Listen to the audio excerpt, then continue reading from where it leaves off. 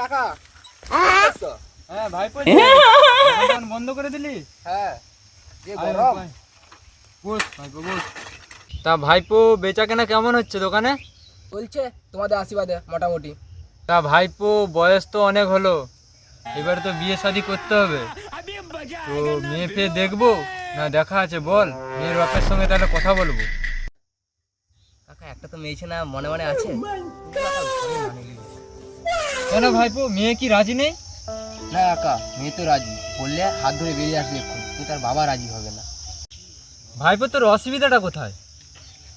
তোর গাড়ি আছে, বাড়ি আছে, একটা দোকানও আছে, তবুও মেয়ের বাপ মানবে নি? কে মেয়ের বাপ বল, নামটা বল। চ আমি যে কথা বলবো মেয়ের বাপের সঙ্গে, চল। তা তো মানবে না গো কাকা।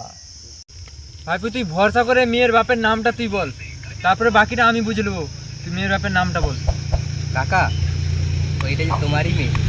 বকা চোদা।